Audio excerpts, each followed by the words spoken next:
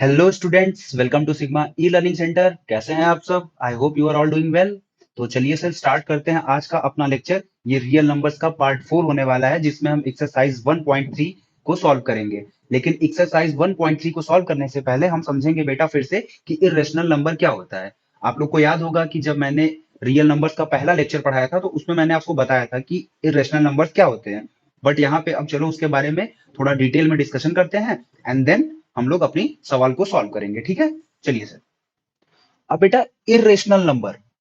Irrational number मतलब जो rational नहीं है। तो सबसे पहले सर, रेशनल नंबर क्या होता है?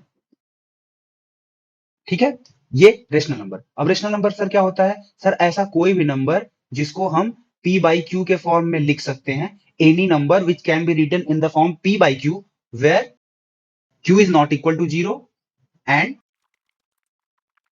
P and Q both are integers. Integer बेटा आपको पता है ना, वो नंबर्स होते हैं जो कंप्लीट होते हैं, जैसे कि 2, 3, 4 फ्रैक्शन में नहीं होते बेसिकली।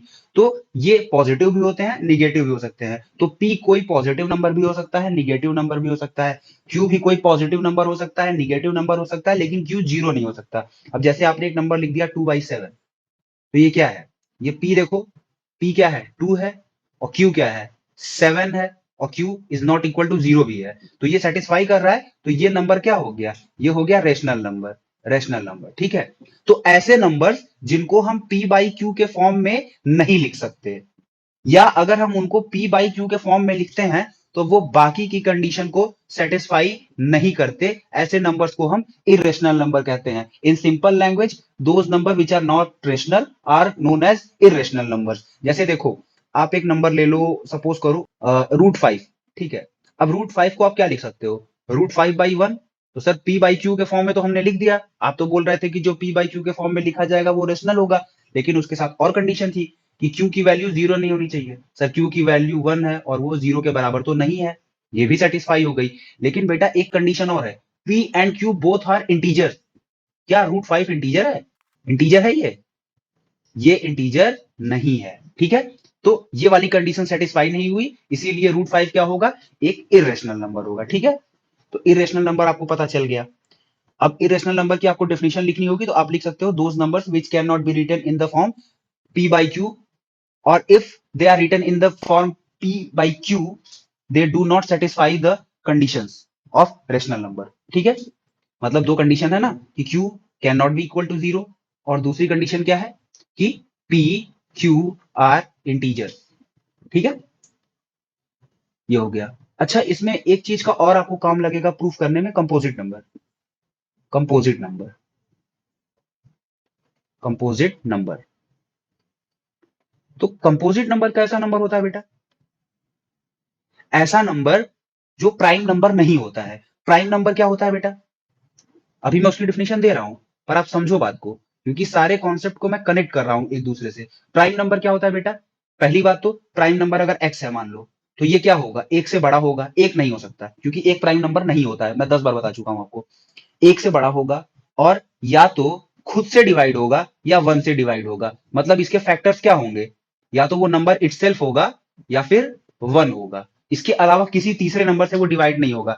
जैसे टू, टू को आप टू और वन के अलावा किसी नंबर से डिवाइड कर सकते हो क्या? थ्री को आप टू और वन के अलावा किसी नंबर से डिवाइड कर सकते हो क्या? फोर, इसको आप फोर और वन के अलावा टू से भी डिवाइड कर सकते हो ना। तो ये क्या हो गया? ये कंपोजिट नंबर हो गया, और ये दोनों क्या हो गए? Prime number. अब यहां तक बात समझ में आ गई? सर इसके बाद एक टर्म और आता है, को प्राइम नंबर। को प्राइम नंबर, बेटा आप कोई भी दो नेचुरल नंबर उठा लो, कोई भी दो नेचुरल नंबर। सपोज करो आपने उठा लिया 9 और 19। ठीक है, अब देखो 9 एक प्राइम नंबर नहीं है, और 19 एक प्राइम नंबर है। ऐसा कोई जरूरी नहीं है, प्राइम भी हो सकते हैं ये दोनों नंबर, कंपोजिट भी हो सकते हैं, या ऐसा भी हो सकता है कि एक नंबर प्राइम हो और एक नंबर कंपोजिट हो। प्रॉपर्टी क्या है सर? कि ऐसे आपको दो नेचुरल नंबर लेने हैं जिनके बीच में कुछ भी कॉमन नहीं है। जब कुछ भी कॉमन नहीं होता तो क्या कॉमन होता है? वन। ठीक है, मतलब कि इनका हाईएस्ट कॉमन फैक्टर HCF क्या होगा? वन। 9 को आप क्या लिख सकते हो? 9 × 1। 19 को आप क्या लिख सकते हो? 19 × 1। तो इनके बीच का अगर आप कॉमन फैक्टर देखोगे तो क्या निकलेगा? वन। मतलब इनके बीच में वन के अलावा कुछ भी कॉमन नहीं होता। ऐसे दो नंबर, ध्यान से मेरी बात को सुनना और समझना। कोई नंबर, जैसे मान लो आपने 12 लिया, तो अब अगर मैं आपसे पूछूं कि 12 किस नंबर से डिवाइड होगा, तो आप बोलोगे सर 12 से डिवाइड होगा, सर 6 से डिवाइड होगा, सर 4 से डिवाइड होगा, सर 3 से डिवाइड होगा, सर 2 से डिवाइड होगा, सर 1 से डिवाइड होगा। लेकिन बेटा ये इन्हीं नंबर से क्यों डिवाइड होता है? क्योंकि बेटा ये इसके फैक्टर्स हैं, इन्हीं से मिलके ये बना हुआ है। मतलब ये सारे नंबर 12 के फैक्टर हैं। जैसे देखो 12 को आप क्या लिख सकते हो? 12 को आप लिख सकते हो 12 इंटू 1। 12 को आप क्या लिख सकते हो? 6 इंटू 2। 12 को आप क्या लिख सकते हो? 4 इंटू 3। ठीक है। उसके बाद फिर आप 12 को क्या लिख सकते हो? 2 इंटू 3 इंटू 2। बेसिकली 4 इंटू 3 ही है। ठीक है।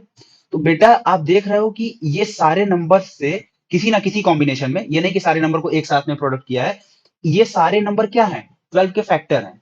12 के फैक्टर हैं, इसीलिए 12 इन नंबर से डिवाइड हो जाता है, क्योंकि 12 कहीं ना कहीं इन्हीं नंबर से मिलके बना है। लेकिन बेटा जब आप दो को प्राइम नंबर लेते हो, अब 9 ले लिया और 19 ले लिया, अभी दूसरा एग्जांपल भी ले लेते हैं।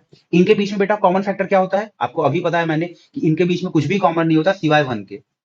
तो एक बात बताओ बेटा, क्या दो को प्राइम नंबर अगर आप उनका डिवीजन करो, सपोज करो हम ए की वैल्यू ले लें 9 और बी की वैल्यू ले लें 19, या आप ए की वैल्यू 19 भी ले सकते हो, बी की वैल्यू 9 ले लो, कुछ भी फर्क नहीं पड़ेगा। तो अगर हम ए बाई बी लिखें, तो क्या ये डिवाइड होगा? बिल्कुल डिवाइड नहीं होगा। तो ये कैसा नंबर बनेगा बेटा? ये एक फ्रैक्शनल नंबर बनेगा, क्योंकि इनमें कुछ कॉमन है ही नहीं, तो डिवाइड क्या होगा? बात को समझो। ठीक है, समझ में आई बात? ये दोनों क्या है, आपको मिल गए। ये दोनों का रेशियो क्या बनेगा? Fractional number. मतलब कि अगर ए और बी दो को प्राइम नंबर हैं, इफ ए बी आर को प्राइम नंबर, देन क्या होगा?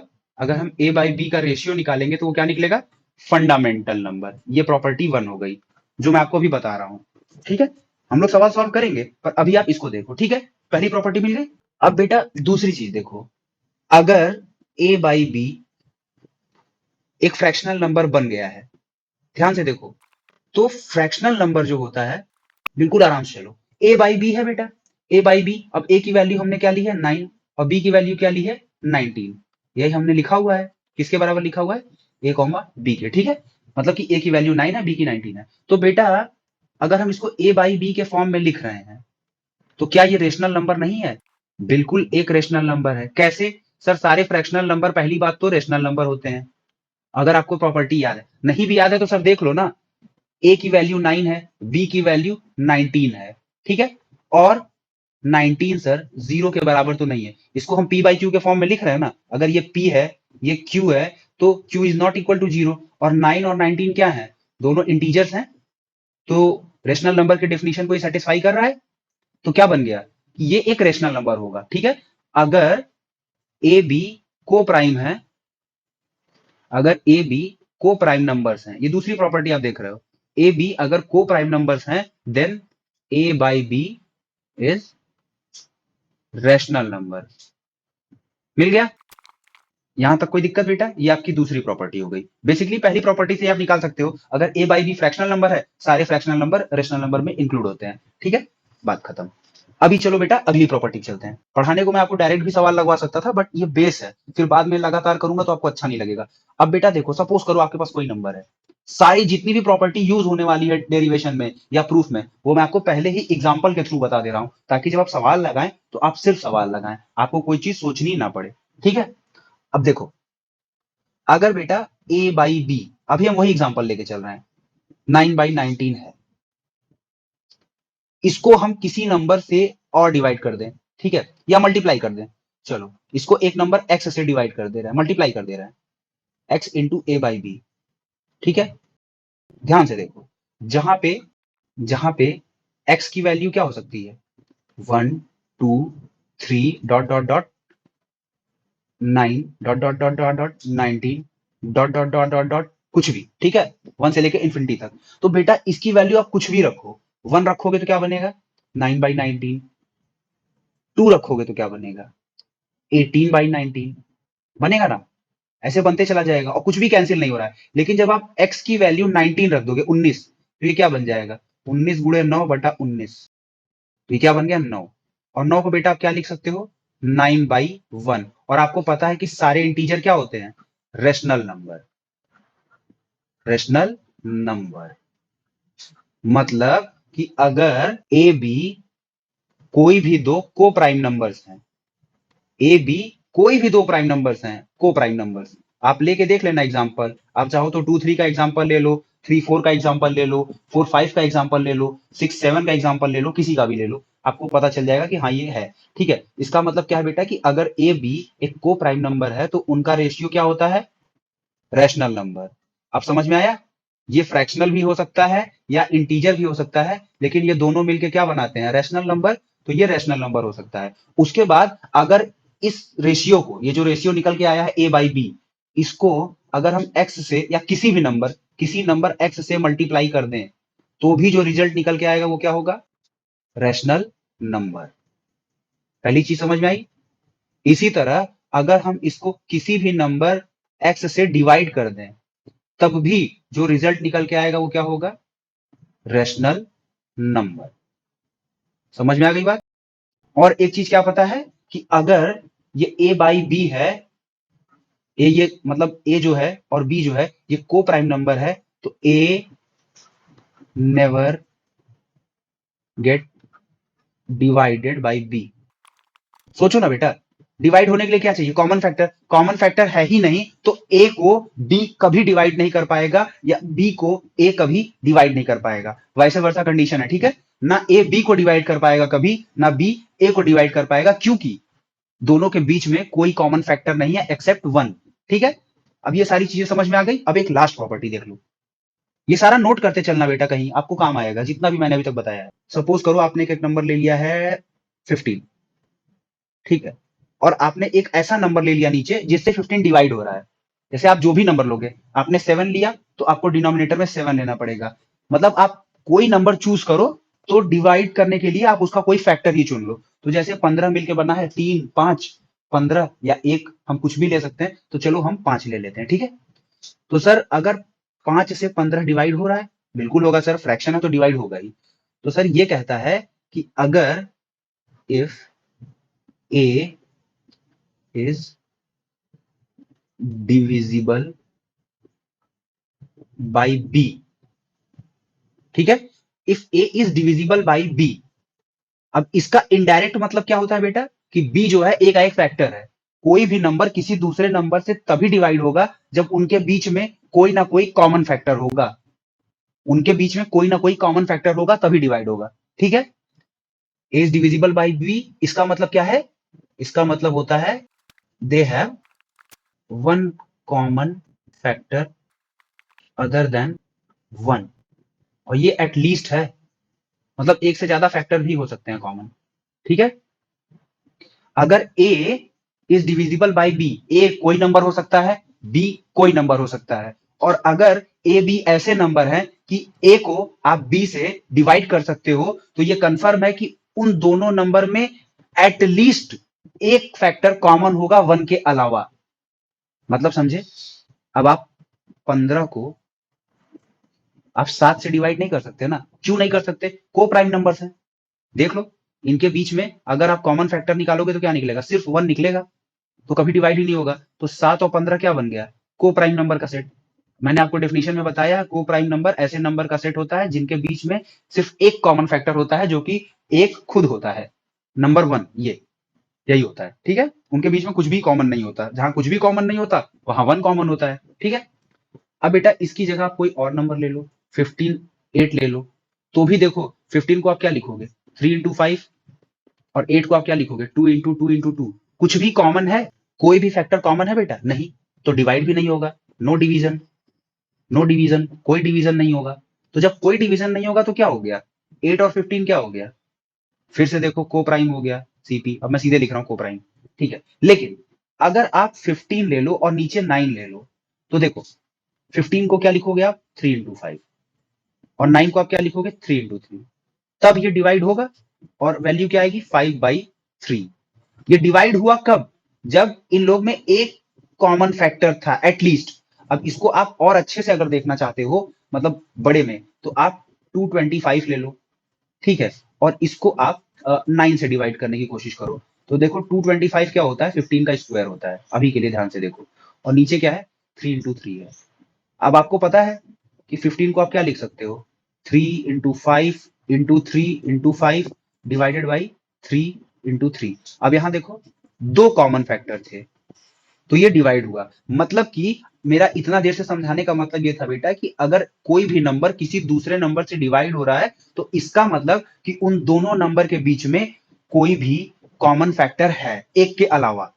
और इससे आपको क्या कंक्लूजन निकल के आया बेटा, देखो बेटा, अगर a बाई बी कोई नंबर है और a b से डिवाइड हो रहा है, तो मैंने आपको बता दिया कि उनमें एक के अलावा कोई और फैक्टर कॉमन होगा। और अगर ऐसा होता है तो आपको क्या पता है कि ये ए बी को प्राइम नंबर्स तो नहीं रहेंगे, क्योंकि को प्राइम नंबर्स की डेफिनेशन ही यही है कि उनमें कोई कॉमन फैक्टर नहीं होता सिवाय एक के।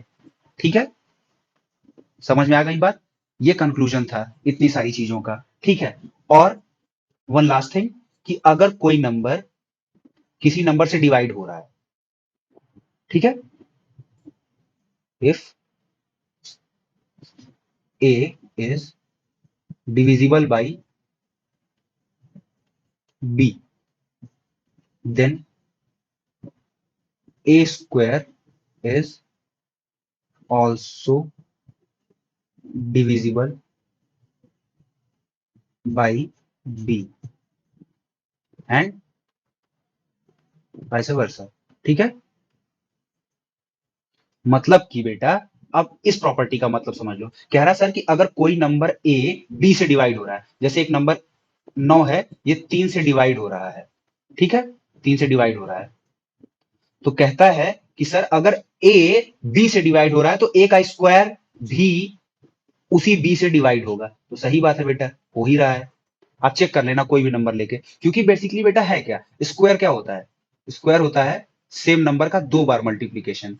तो जब नंबर एक बार किसी नंबर से कट रहा है, जब नंबर एक बार किसी नंबर से कट ही रहा है, तो वो नंबर दो बार रहेगा फिर भी तो वो कटेगा ही ना।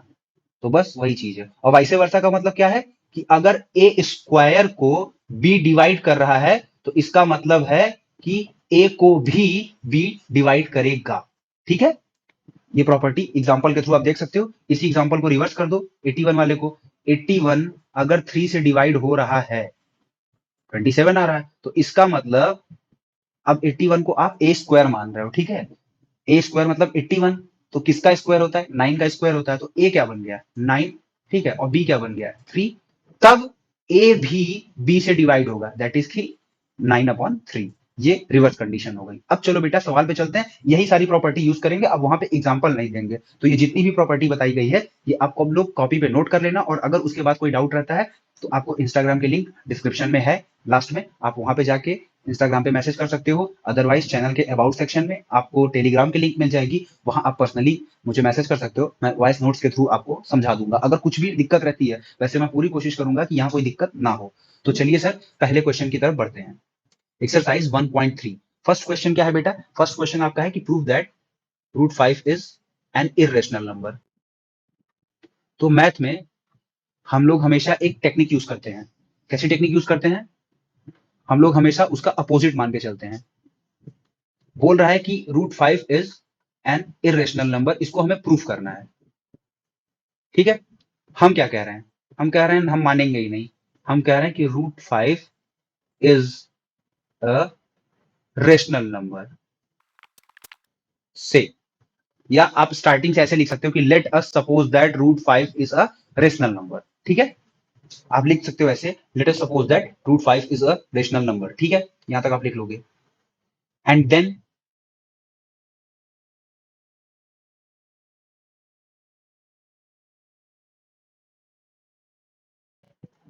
Bye the definition of rational numbers क्या होता है कि अगर √5 रेशनल नंबर है, तो इसको हम p बाई क्यू के फॉर्म में लिख सकते हैं, जहां पे q 0 नहीं होगा और p q 2 इंटीजर्स होंगे। ठीक है, सो लेट्स राइट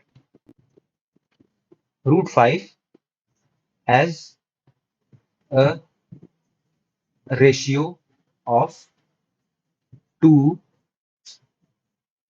को प्राइम नंबर्स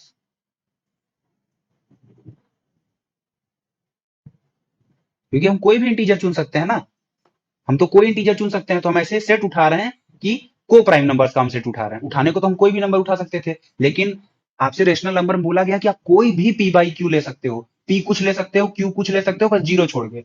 तो हम ऐसे नंबर्स का सेट उठा रहे हैं जो नंबर्स को प्राइम है, क्योंकि हमें प्रूफ करना है कि ये जो हमने अजम्पशन किया है रेशनल नंबर का वो गलत है। जब बेटा रेशनल नंबर होगा तो पी बाई क्यू के लिए चाहे आप कोई भी नंबर लोगे वो सेटिस्फाई करेगा, ठीक है।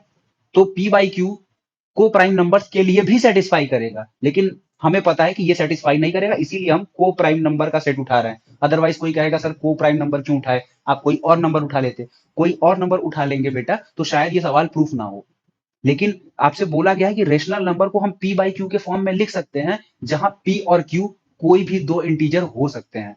तो हम रूट फाइव को ऐसे ही दो इंटीजर्स के रेशियो के फॉर्म में लिख रहे हैं जहां दोनों नंबर को प्राइम्स है। क्योंकि को प्राइम नंबर जैसे अगर आप एक 2 ले लो और एक 3 ले लो, तो ये भी मैंने अभी आपको बताया था क्या बनाएगा, रेशनल नंबर। मैंने अभी आपको बताया ना कि को प्राइम नंबर्स का अगर आप रेशियो निकालोगे तो क्या बनाएगा, रेशनल नंबर। ये प्रॉपर्टी मैंने अभी आपको बताई थी, तो उसी का मैं यूज करने जा रहा हूं। So let's write root 5 as a ratio of two co-prime numbers A and B, where B is not equal to 0।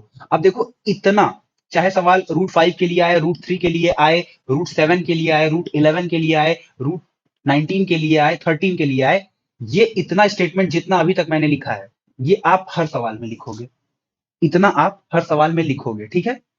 उसके बाद ही चलोगे। तो अगले स्टेप से जब अगली सवाल मैं करूंगा तो मैं ये सिर्फ ओरली आपको बताऊंगा, ये इतनी चीजें मैं लिखूंगा नहीं। तो ये आप इसको अच्छे से नोट कर लेना, ठीक है।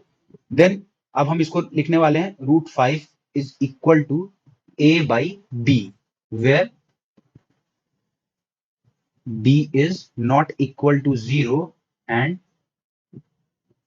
ए बी आर टू इंटीजर्स। दो इंटीजर्स हैं और उनकी प्रॉपर्टी है कि वो को प्राइम है, वो हमने यहां पे मेंशन कर दिया हुआ है, इसीलिए हम बार बार नहीं लिख रहे हैं, ठीक है। पर आप जब लिखना तो इसको अंडरलाइन कर देना ताकि एग्जामिनर की नजर वहां पे पड़े, ठीक है बेटा। अब ये क्या हो गया बेटा, इसको हमने ले लिया equation 1, root 5 is equal to A by B, ठीक है।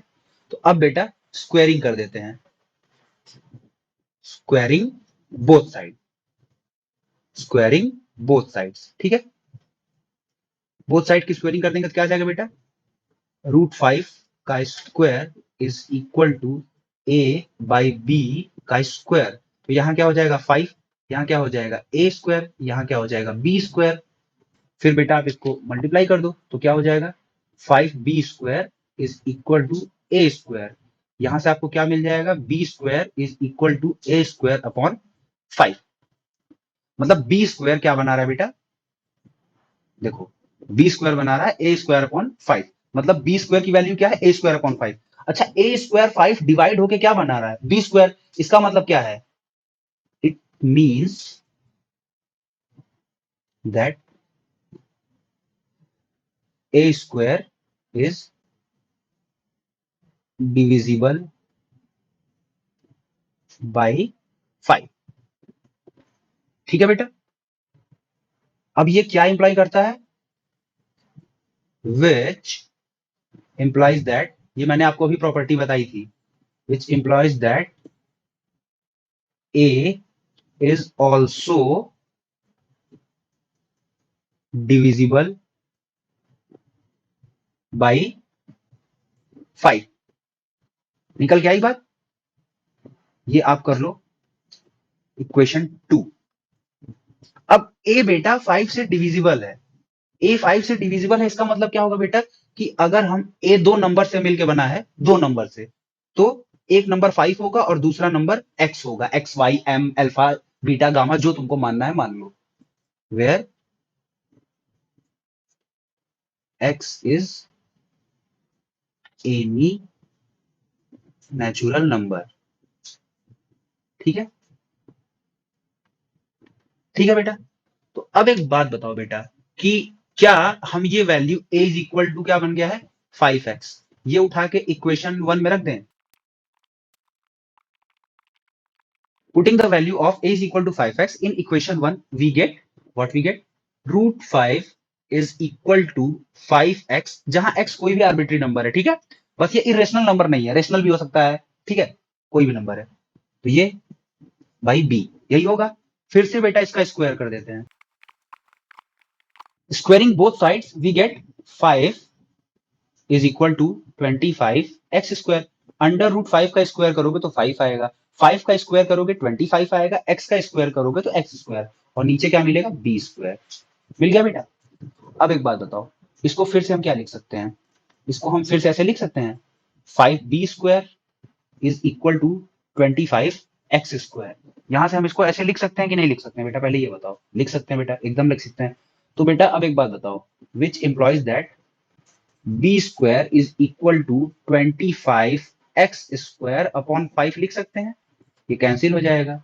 तो यहां से बेटा आपको क्या निकल के आ गया, यहां से निकल के आ गया b square is equal to 5x, यानी कि बेटा सॉरी x स्क्वायर, यानी कि बेटा x स्क्वायर को हम क्या लिख सकते हैं, b square upon 5।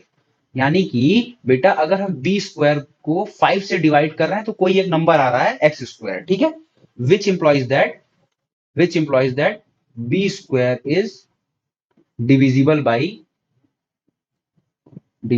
by 5, which also implies that theory है बेटा कि अगर b स्क्वायर किसी नंबर से डिवाइड हो रहा है तो b is also divisible by 5, which implies that b can also be written as b is equal to 5y, where y is any number, rational number, irrational number मत लिख देना, ठीक है, एक नंबर। अब एक बात बताओ, मतलब 1 2 3 4 जनरल काउंटिंग नंबर है। अब एक बात बताओ बेटा, इससे क्या कॉमन निकल के आया, इससे एक चीज कॉमन निकल के आई बेटा कि which implies that a and b both have a common factor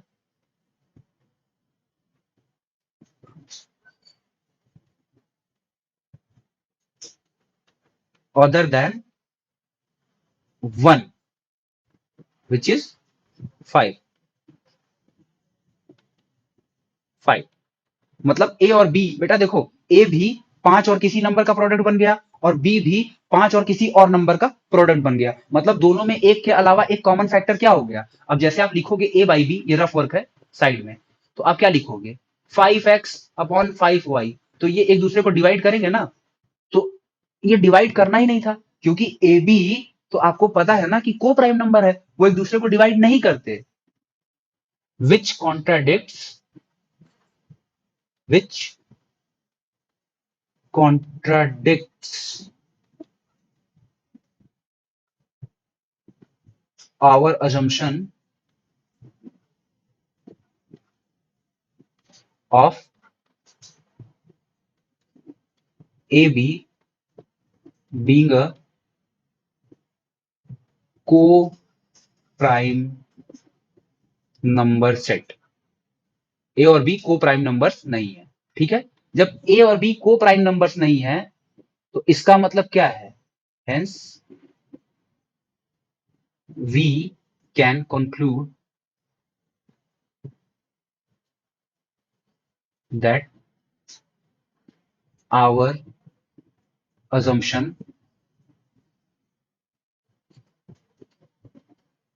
was wrong, that is root 5 is not a rational number।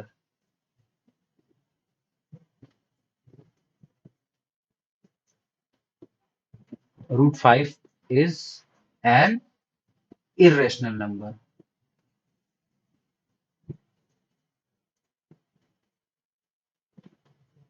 ठीक, समझ में आया। चलो बेटा अब आगे चलते हैं। अच्छा एक चीज और, एक चीज और बेटा, यहां पे जो आप लिखे हो ना, इसको एनी इंटीजर नंबर कर देना, एनी इंटीजर नंबर कर देना, वरना आपको कंफ्यूजन हो जाएगा। एनी नेचुरल नंबर नहीं होगा, ये एनी इंटीजर नंबर होगा। हालांकि नेचुरल नंबर भी आपको इंटीजर, पॉजिटिव इंटीजर मिलेंगे, बट ये निगेटिव भी हो सकता है, इसलिए इंटीजर लिखना। नेचुरल लिखोगे तो सिर्फ पॉजिटिव इंटीजर आ जाएंगे ना, ठीक है। तो यहाँ पे इंटीजर कर लेना। चलो बेटा, इससे आपको क्या मिल गया बेटा कि √5 इज एन इरेशनल नंबर। अब ये जो स्टेटमेंट्स लिखे हुए हैं ना बेटा, इनको आप अच्छे से प्रैक्टिस कर लेना, क्योंकि सवाल तो आपको याद रहेगी सारी प्रॉपर्टीज के थ्रू, बट ये स्टेटमेंट्स आपको हर सवाल में लिखने पड़ेंगे ऐसे। तो अब मैं हर सवाल में ये स्टेटमेंट्स नहीं बताऊंगा, मैं बोल दूंगा जैसा क्वेश्चन 1 में बताया था वैसे ही लिखना है। बाकी ओरली मैं एक्सप्लेन करूंगा, बट रिटन में मैं इतना नहीं करूंगा, ठीक है सर। तो चलिए अगली सवाल के ऊपर चलते हैं सर। अगली सवाल सर आपसे कह रहा है कि prove that 3 + 2√5 is an irrational number, ठीक है। अब हमको प्रूफ करना है कि ये नंबर भी इरेशनल नंबर है। तो अब पिछली बार की तरह आप √5 की जगह 3 + 2√5 लिख के पूरा स्टेटमेंट लिखेंगे। तो बेटा जब ये, इसको भी हम किस फॉर्म में लिख सकते हैं, 3 + 2√5 को भी हम a/b के फॉर्म में लिख सकते हैं, जहां पे b is not equal to 0 and a and b are coprime numbers, coprime numbers, ठीक है। अब बेटा जब ऐसा है तो हम 2√5 को क्या लिख सकते हैं, a/b -3, बिल्कुल लिख सकते हैं ना बेटा, ये लिख सकते हैं। और इसके बाद इसको हम क्या लिख सकते हैं बेटा, a/b -3 इंटू 1/2। अब बेटा देखो a/b को प्राइम नंबर है, तो मैंने आपको पहले ही बताया है इसका रेशियो क्या होता है, रेशनल नंबर। प्रॉपर्टी जब मैं बता रहा था स्टार्टिंग में वीडियो लेक्चर में, तो मैंने क्या बताया था कि ए बी अगर को प्राइम नंबर है तो इनका रेशियो रेशनल नंबर होगा। अब आप रेशनल नंबर में से अगर कोई इंटीजर घटाओगे तो या तो कोई फ्रैक्शन आएगा या तो कोई इंटीजर आएगा, यही दो ही चीज आएगी। अब जैसे मान लो ये 4/3 है, इसमें से मैं 1 घटा दूं तो क्या आएगा, आप देखो क्या आएगा, 1/3 आएगा, यही आएगा ना बेटा। लेकिन अगर इसमें से मैं बेटा एक दूसरा नंबर घटा दूं 1/3, तब क्या आ रहा है बेटा, क्या आ जाएगा, 3/3 इज इक्वल टू 1, इंटीजर आ गया। मतलब बेटा हम इसमें से कोई भी नंबर, ये मैं आपको करके दिखाया हूं कि देखो बेटा मैं इंटीजर भी घटा रहा हूं, फ्रैक्शनल नंबर भी घटा रहा हूं, तो या तो बेटा ये इसका जो रिजल्ट होगा वो फ्रैक्शनल आएगा या इंटीजर आएगा। तो जब फ्रैक्शनल आएगा या इंटीजर आएगा उसका मतलब है कि या फ्रैक्शनल हो या इंटीजर, वो रैशनल नंबर ही होता है, मतलब ये नंबर रैशनल ही रहेगा, ठीक है। अब चलो बेटा आगे देखो, अब हम इसको कैसे लिख सकते हैं, a/2b।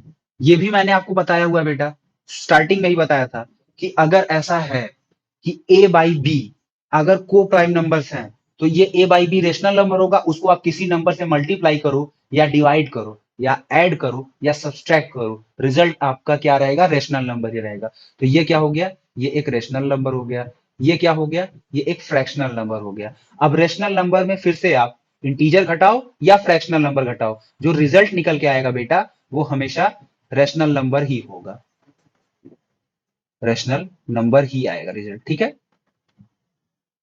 अब यहां पे आप उसको प्रॉपर्टी में लिखोगे कि since a and b are coprime numbers then the ratio a/b will be rational number, and if we subtract an integer or a fractional number from a rational number the result will be either integer or fractional number and hence it will be a rational number, ठीक है। तो बेटा ये भी एक rational number, ये भी एक रेशनल नंबर, सब्सट्रैक्ट करोगे तो रिजल्ट भी रेशनल नंबर, और यही आपकी सवाल बिल्कुल बेटा खत्म हो गई। ये उससे आसान सवाल थी, क्योंकि अब आप लिख दोगे but we know that, but we know that √5 is an irrational number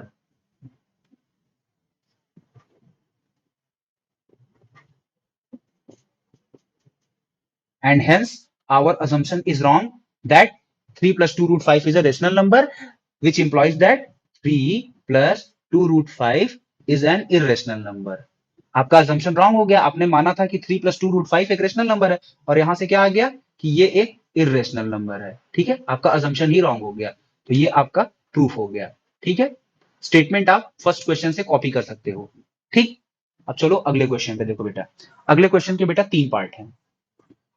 पहला पार्ट है आपको प्रूफ करना है 1/√2 एक रेशनल नंबर, इरेशनल नंबर है। दूसरा आपको प्रूफ करना है 7√5 एक इरेशनल नंबर है। तीसरा आपको प्रूफ करना है 6+√5 एक इरेशनल नंबर है। बेटा सारा स्टेटमेंट सेम रहेगा। 1/√2 को आप क्या लिखोगे? 1/√2 को आप फॉर्म में लिखोगे a/b के, ठीक है।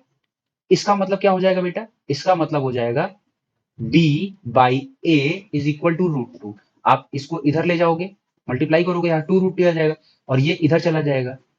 उसके बाद फिर a नीचे आके डिवाइड हो जाएगा, तो √2 की वैल्यू क्या आ गई? b/a, ठीक है, b/a आ गई। और आपको पता है कि a b क्या है? को प्राइम नंबर्स हैं। तो a/b करो या b/a करो, जो रिजल्ट आएगा वो क्या होगा? Rational number, rational number.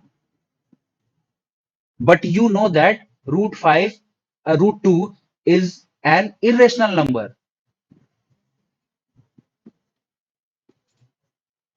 ये तो आपको पता ही है। तो इससे क्या मिलके में आया? Which can conclude that our assumption was wrong.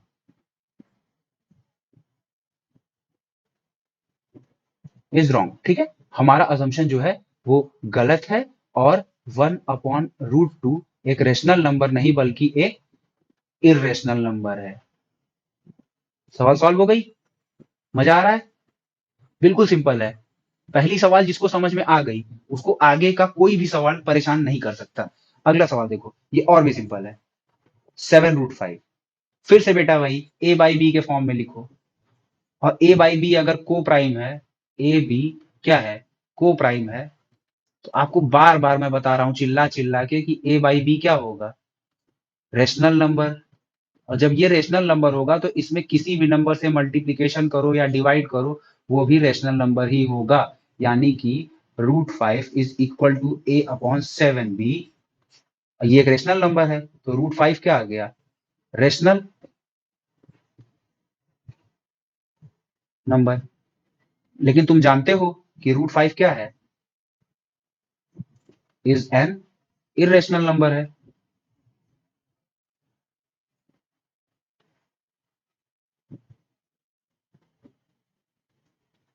आपको पता है कि √5 एक इरेशनल नंबर है, इसे लिख देना। But we know √5 is an irrational number, which implies that our assumption is wrong and hence 7√5 is an irrational number. बस सब में यही करना है। assumption मानना है कि रेशनल नंबर है, फिर प्रूफ कर देना है कि सर इरेशनल नंबर तो नहीं आया, सॉरी रेशनल नंबर तो नहीं आया, ये इरेशनल नंबर है, ठीक है। अगली सवाल देखो, ये बिल्कुल उसी तरह है। 6+√5। अभी आपने एक सिमिलर सवाल की थी 3+2√5, याद आया? तो 6+√5 को क्या बना दे बेटा? a/b बना दें। लेट अस अज्यूम वाला पूरा स्टेटमेंट लिखोगे, फिर √5 की जगह ये नंबर लिखोगे, फिर ए बी को प्राइम नंबर होंगे, को प्राइम नंबर होंगे तो इनका रेशियो क्या होगा? Rational number. और रेशनल नंबर में से आप कोई इंटीजर घटाओगे तो रिजल्ट या तो फ्रैक्शन आएगा या तो इंटीजर आएगा। और फ्रैक्शन और इंटीजर दोनों रेशनल नंबर की कैटेगरी में आते हैं। तो √5 क्या हो गया? रेशनल नंबर हो गया। और जब √5 रेशनल नंबर हो गया तो सर हमको तो पहले से पता है कि but we know that √5 is an irrational number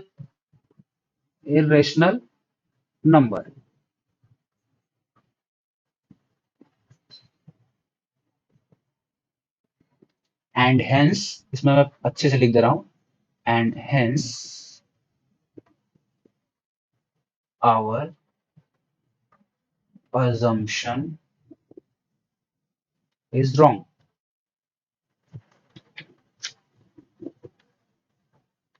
Therefore we can conclude that 6+√5 is an irrational number. तो इस तरीके से आपकी एक्सरसाइज 1.3 खत्म हो गई। अभी वीडियो बंद मत करो, सुनो मेरी बात। सबसे पहले तो वीडियो को लाइक करो अगर पसंद आया है तो, अच्छा लगा है तो कमेंट करो, नहीं अच्छा लगा, जल्दी पढ़ा दिया, कुछ नहीं समझ में आया, तो भी कमेंट करो और टेलीग्राम पे मैसेज करो कि सर ये चीज़ नहीं समझ में आई, मैं बताता हूँ तुमको पर्सनली, ठीक है? और चैनल को अपने दोस्तों के साथ, अपने क्लासमेट्स के साथ, जिसके साथ भी शेयर करना है शेयर करो। चैनल को ज़्यादा से ज़्यादा लोगों तक पहुँचाओ यार। तुम लोग हमारी फैमिली हो, तो साथ में काम कर रहे हैं ना, मैं तुम्हारे लिए काम कर रहा हूँ, तुम मेरे लिए काम करो। और अगला लेक्चर आपको मिलेगा परसों, कल नहीं मिलेगा कोई वीडियो, तो परसों आपको मैं मतलब जब ये पब्लिश होगा, उसके 1 दिन के बाद मिलेगा आपको दूसरा वीडियो। तो उसमें हम लोग एक्सरसाइज 1.4 करेंगे, उसके बाद फिर देखते हैं आगे कौन सा चैप्टर पढ़ाना है, फिजिक्स पढ़ाना है या फिर मैथ पढ़ाना है या केमिस्ट्री पढ़ाना है, जो भी देखते हैं। तो आप लोग कमेंट करिए कमेंट बॉक्स में, ठीक है? आगे कौन सा लेसन पढ़ाया जाए, मैथ ही कंटिन्यू करें या फिर फिजिक्स पढ़ाना स्टार्ट करें, ठीक है? तो पढ़ते रहो, मस्त रहो, मिलते हैं अगले लेक्चर में।